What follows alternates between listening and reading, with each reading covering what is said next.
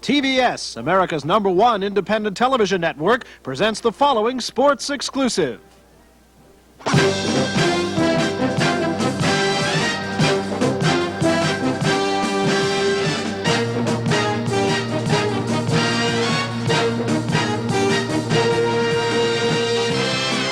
AIAW, the Association for Intercollegiate Athletics for Women. From Trees Pool on the University of Pittsburgh campus in Pittsburgh, Pennsylvania, the AIAW National Swimming and Diving Championships.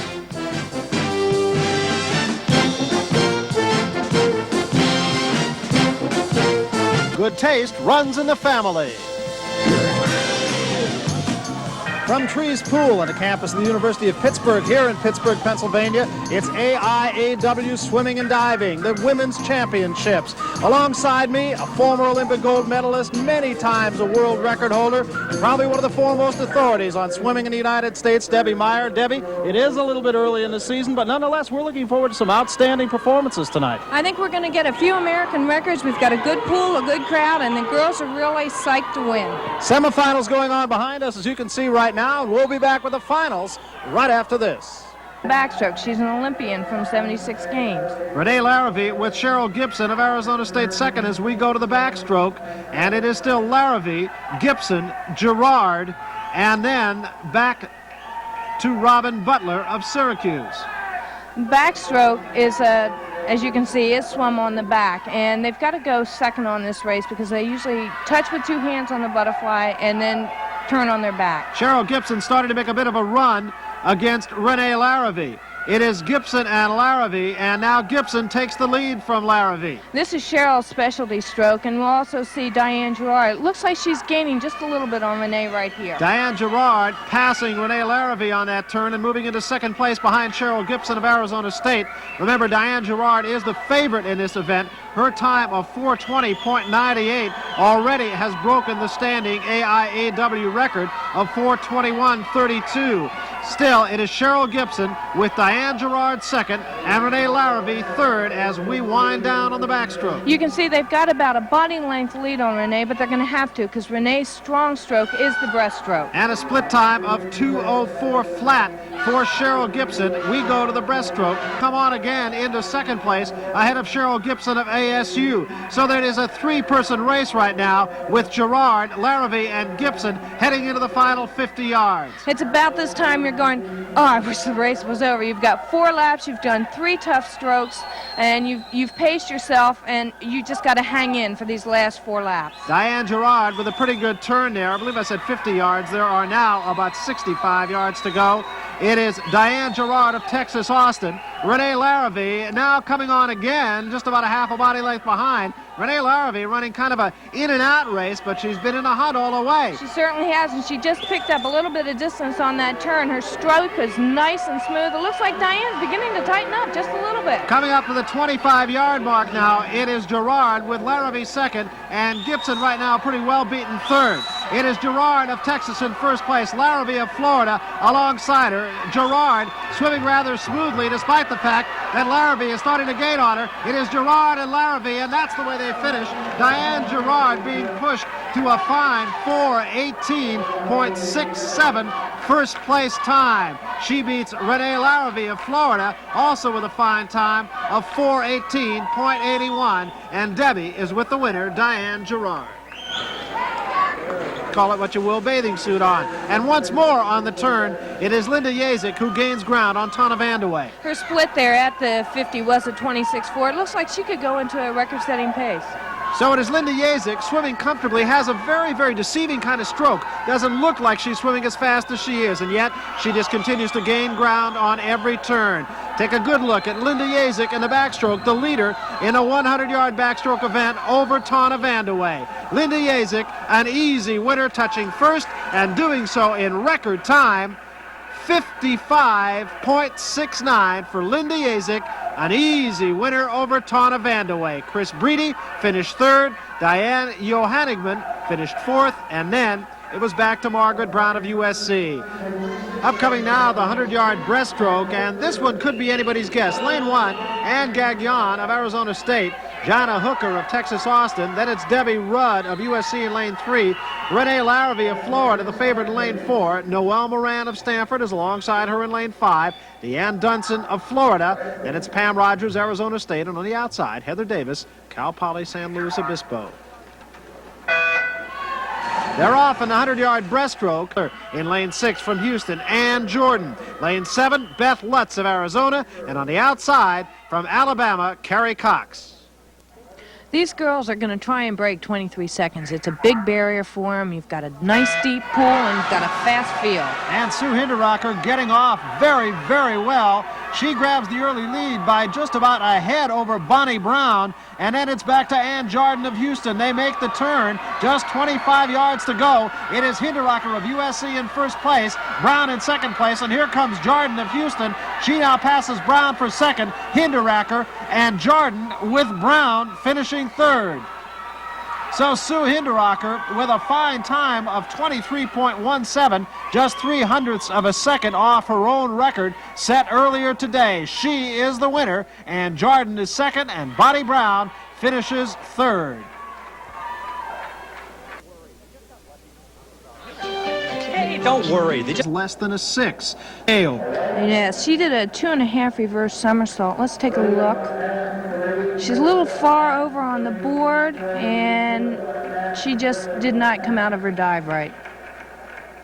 And the scores reflect that. For Denise Christensen, some bad news, and she very likely will drop right out of the top 5. In second place, Janet Thorburn of SMU.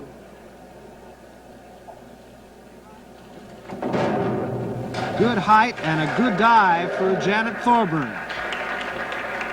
Janet did a 2.5 back tuck position, and she comes out of it, gets a nice, clean, straight entry. Good dive. And the scores indicate that could be enough to move Janet Thorburn into first place. This is the leader, Carrie Finneran, and now she's going to have to play a little bit of catch-up. Carrie from Ohio State. Might have been just a little bit short. It looked that way to me. Let's take another look at it. She's doing a 2.5 inward tuck position. Looks like she lifted up her head just a little bit there, and it's thrown her entry off. And for Carrie Finneran, not enough to hold on to first place. Janet Thorburn has taken over first place by 8 points with Barb Weinstein third. Now batted away. Fieldhouse on the University of Maryland campus. It is the Eastern Regional Gymnastics Finals. With me is Mimi Murray, 3-time coach of the national champion Springfield College team. You won this very event 5 times. Also the author of a book called Women's Gymnastics. And Mimi, what can we look for this afternoon? AIAW, of course, initials that we are starting to hear an awful lot of.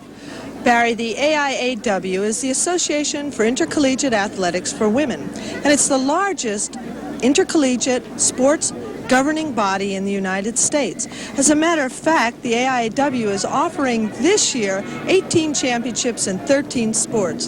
This region is also an interesting region. Here in the East, there are over 200 member schools participating in AIAW programs. Previously, Penn State wrapped up the team championship, but they did so by just 1/10 of a point over Clarion State. Let me give you 3 names that you might consider keeping an eye on today. They are Ann Carr, 5-time... I think Judy Abner. Judy, why is your team so successful? I think each team varies from year to year in terms of what makes that particular group of individuals good. And this year's team just has a lot of heart. We've had a lot of injuries, and through it all, they've just hung tough. And they won last night by 1/10 of a point, and that's not much. And I think that 1/10 was because they had a lot of guts and determination. Nancy Jones of Clarion State, the next vaulter. This is her second vault. She had an 8.90 on her first. Needed a 9.125, and I don't believe she's going to get it. No, I don't think so either, Barry. Her flight was slightly short, particularly on the offside, far side of the horse, and we'll see this again right now. She doesn't get as much lift and distance from the horse as is necessary to get a good score. And you see it, 8.45 for a 17.35 total. We move now to the uneven bars going on concurrently with the vault, and it's Marcy Levine once more. Marcy, just a freshman out of Penn State. She is right now, incidentally, in first place in the vault. Gymnasts on the uneven bars attempt to establish a rhythm. We call it swing in gymnastics. We shouldn't see any stops or pauses in their routine. I should mention again that combined score is what is important now. In her preliminary event, she had an 8.70. She needs an 8.35 to get into first place here. Marcy Levine of Penn State. That was a very smooth routine, and we're going to see part of it now in slow motion with a back somersault. Marcy drops and does a switch glide up to the low bar, and here's a somersault between the bars. Very difficult skill.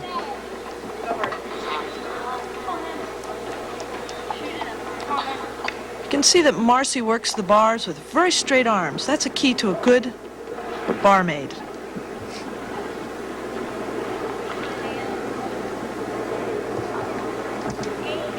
Very nice dismount. Soul circle, somersault. Needs an 8.35 and gets an 8.95, so Marcy Levine. It's an excellent vault. Needs an 8.90 to move into first place in this event, ahead of Marcy Levine, and gets it 9.275, 18.825 total, and into first place in the vault goes Ann Woods. This once more, Jan Anthony. Jan, outstanding all-around gymnast. She is a junior, and as we mentioned, very experienced from Penn State. Ann just came into the low bar, a little bit crooked, coming out of a 1 1/2 twist. Oh, nice hop change to a handstand on the low bar. And her dismount, a hecht with a full twist. Jan is an accomplished gymnast. She also reached the national finals in this event in 1978. As we've already mentioned, she finished third in the vault a year ago.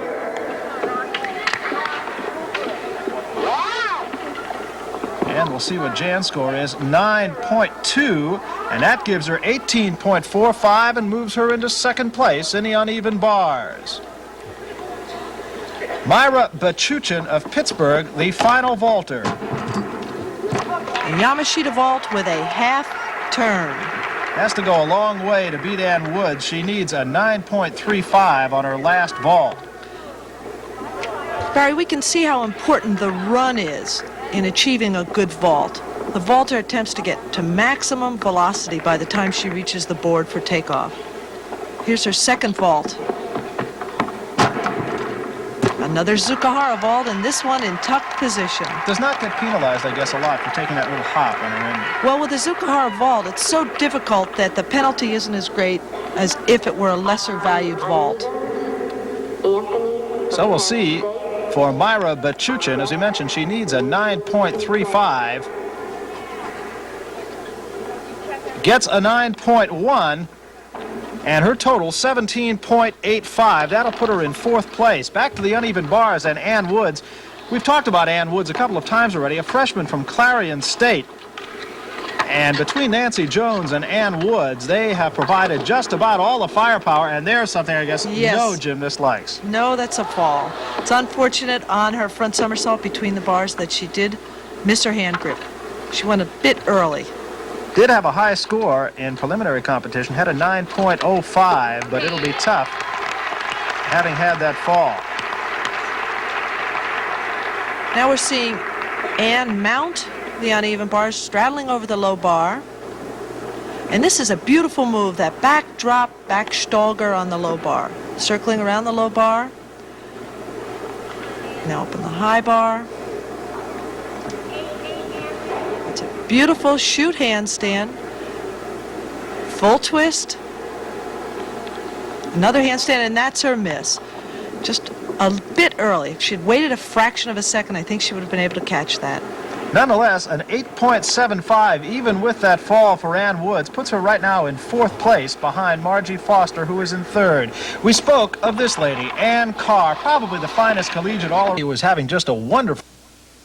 A lady who is having just a wonderful meet so far, Jan Anthony, a junior from Penn State, second to Ann Woods in vaulting, second to Nancy Jones in the uneven bars. Now tries to do just a little bit better in floor exercise.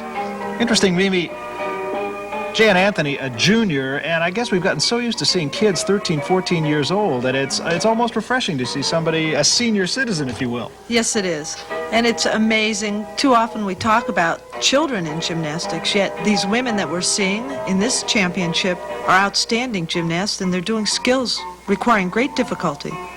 Jan Anthony, an 8.5 in her first floor exercise in previous competition. That was no better than a tie for 7th. Trying to catch Debbie Alston, Jan, just the second competitor here today, needs an 8.80.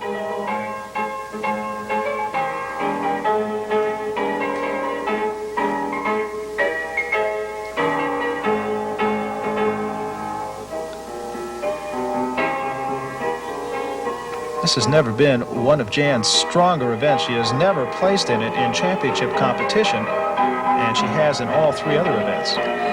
Jan is finishing her routine, as she just did there, with a full twist, back somersault full twist.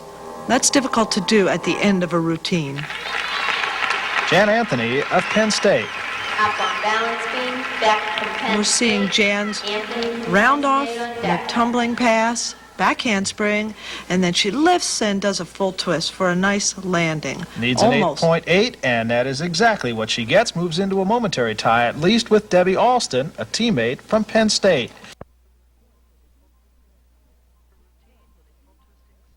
A routine with a full twisting somersault. Very cute, fitting routine. Nancy Jones of Clarion State. We're now going to see Nancy's tumbling pass, a very interesting one and a very difficult one.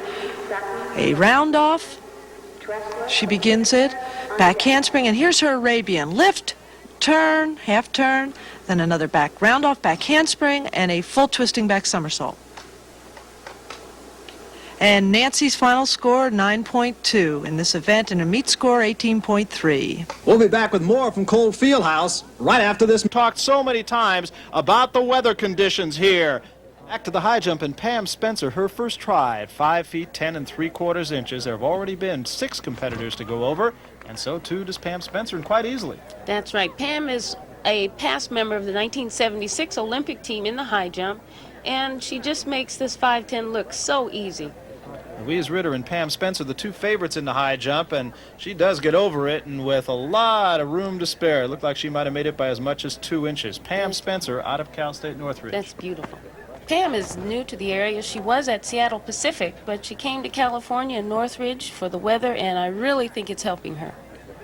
We are just about ready now for our second running event of the day. That is the 1500, and it seems to be a pretty wide open field. About 150 yards to go. It is Webb of Tennessee, Letty of Villanova, then back to Margaret Gruss, but there are probably 25 yards between the leaders and third place. It is Brenda Webb, and she looks like she is going to win it. Bridget Letty of Villanova second, but in front and drawing out is Brenda Webb of Tennessee, winning the 1500. Bridget Letty did finish second, and that was the way the race went, just about from start to finish. Louise Ritter, second attempt in the high jump at 6 feet 3/4 inch, the American record holder, and she has missed once at this height. Jumped 6'3 1/2 until this lady, Louise Ritter, did that, and she is walking over, I'm quite certain, to congratulate the runner-up Pam Spencer, as she does. It is now her prerogative to raise the bar. She can go on or not go on and try to increase her American record. I know that she has set a goal of 6'5 for herself before this year is over. As we turn to the 400-meter hurdles, and the lady to watch here without question in lane 2, Debbie Esser of Iowa State. She is way on the right side of your screen right now, running in the red trunks and the yellow jersey. That is Debbie Esser. She has won this event the last 3 AIAW championships. As you look at a couple of the runners-up, Debbie Esser making a big move on the inside of the track. We have some names in this race: Tammy Etienne, Ellie Mahal, Joan Ilumalu, and Peach Payne. Almost like reading a Scrabble game. But the lady to watch, unquestionably, is Debbie Esser. And she is in front right now and seemingly running away with this race. Coming into your picture right now, and you can tell even with the staggered start just how far in front she is, because she is hitting the hurdles, as you see now how clearly she's hitting the hurdles, I'd say 10 to 15 yards in front of her closest competitor. So Debbie Esser unquestionably will win an unprecedented 4th straight AIAW championship in the 400-meter hurdles. I should mention, Martha, this is an event that you don't often see in this competition. No, this is one of the events that is not yet an Olympic event, and so it's just getting started, but you will see this race a lot more. And we'll be back right after this. There have been a lot Had her problems, and she's coming back, and, you know, hopefully she'll have a good year this year. 2 laps of the track, 800 meters. This is Robin Campbell in first place. Carol Jones of Hunter College running second right now. And then it's New Mexico's Susan Vigil running on the inside in the white shirt and red shorts running third. In fourth place right now, District of Columbia's Karen Brinkley as we near the end of the first lap. In front is Robin Campbell. She was the record setter just one day ago, running very easily right now. Susan Vigil of New Mexico has moved into second place. This is a very tactical race, like most distance races are. Robin has taken the lead, which is what she normally does. Susan Vigil now starting to challenge just a little bit, as Robin Campbell appears that she might be tightening up just a bit. Susan Vigil right now running an awful lot more relaxed than is the leader, Robin Campbell. That's right. I think Robin is surprised that there's someone that close to her at this point in the race. And in fact, not only close to her, but by her, as Susan Vigil goes into the lead and running very strongly with about 150 yards to go in this 800-meter run. Robin Campbell unquestionably is tightening up. So it's Susan Vigil in front right now. Robin Campbell is running second. And coming on the outside is Christine Mullen of Georgetown. That is she on the far outside. But it's Susan Vigil of New Mexico in front. About 40 yards to go to the wire. And here comes Christine Mullen. It is Susan Vigil and Christine Mullen with a big run. Susan Vigil and Christine Mullen, and Susan Vigil just hangs on to get the win in the 800 meters. Take another look. A tremendous kick by Christine Mullins, but just not soon enough to catch Susan at the tape. Had it have been 801 meters, well, you might have had another winner. As it is, Susan Vigil is the winner over Christine Mullen by 1 tick of the clock. That's the way the 800 meters went. Here's a favorite of yours. This is Jody Anderson in the long jump. Jody has been jumping behind the board and losing inches all day long, but she's still the number one on the runway. A fine athlete, also won the pentathlon, and she's going to be around for a long time. You're going to be hearing an awful lot about this lady, and you had a chance to talk with her. That's right. Jody, you're the American record holder, and you made your presence known right away. Well, I tried to really put a lot into it, and it was enough to win, and I'm glad I did it early. We are set now for the 100-meter dash, and this one is wide open. Lane assignments, Lilith Hodges, who set the track record, and in fact the AIAW meet record last year. She is in lane 1. Then it's Brenda Calhoun, Arizona State, Dolly Fleetwood in lane 3 from Cal State Los Angeles, Mulaney Baptiste of Oregon, who had a fine relay leg, Lisa Thompson of Nevada, Las Vegas in the middle of the track, lane 5. Lane 6 is Cheryl Gilliam, lane 7, Gail Douglas, in lane 8, Stephanie Hightower, and you're looking at Jody Anderson. That is a heat pad that she has on her thigh. We're set for the start. And they're off in the 100 meters. On the left side of your screen, that is Lilith Hodges with a big start, and she is into the lead in the middle of the track, Dolly Fleetwood, with Lisa Thompson in the all-red coming on now. It is going to be Hodges who wins it. Fleetwood and Thompson and Brenda Calhoun right there, too. Very close, too close to tell for second. We'll take another look. These straight races always finish tight. There's no way you can determine the winner with the naked eye. You need a photo finish. And in this case, I think the photo is really going to be maybe more for second than for first. It looked as though Lilith Hodges won it. She did in 11.81, and a three-way tie for second amongst Dolly Fleetwood, Lisa Thompson, and Brenda Calhoun. You're looking at the winner of the discus. She was Marie Stallman of Arizona State. This was her winning toss, and a good toss it was. Maria Stallman of Arizona State, the winner, 184.11, ahead of Betty Bogers, 175.10. Then it was back to Julie Hansen at 1 to up it any more than she already did, but how can you say it was a bad day when you've done better than any woman has in the history of the United States? And speaking of doing very well, Brenda Webb is doing just that as she starts to stretch it out as we near the end of the the 3,000-meter run. It is Brenda Webb in front. Julie Shea now trying to lengthen it out just a little bit and close some ground, but I don't think she's going to do it on this day.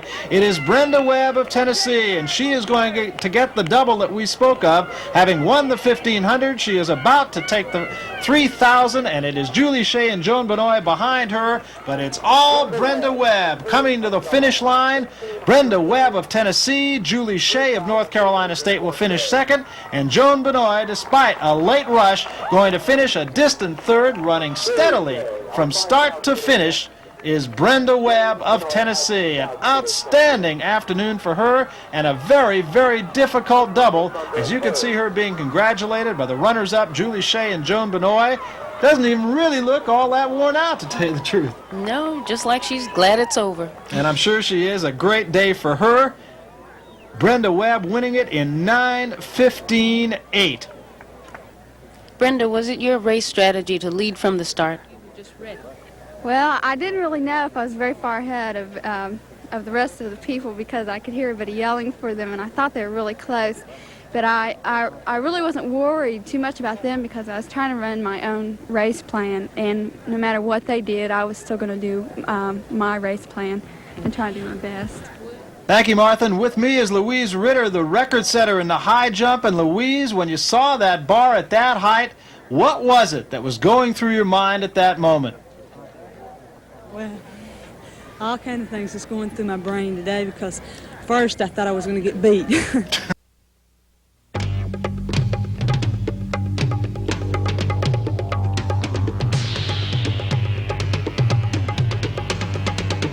This is Quayside, in the sunny confines of Miami, Florida. Hello, everybody. I'm Barry Tompkins, along with Dinah Day, and what we have for you in the next couple of hours is nostalgia. A whole lot of nostalgia. Laver and Rosewall, Emerson and Dibley, Davidson and Stolle, Taylor and Ritchie. These are the TVS Legends of Tennis.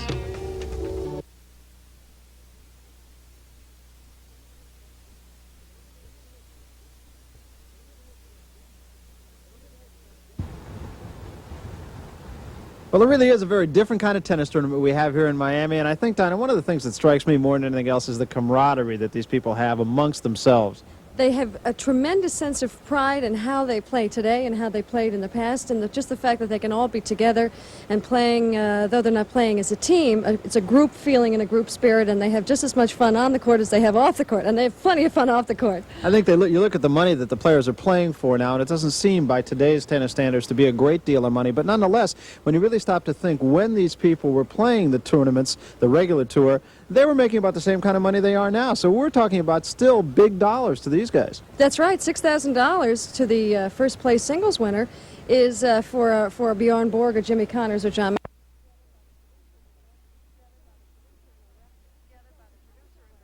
Together by the producer and director in tribute to these players.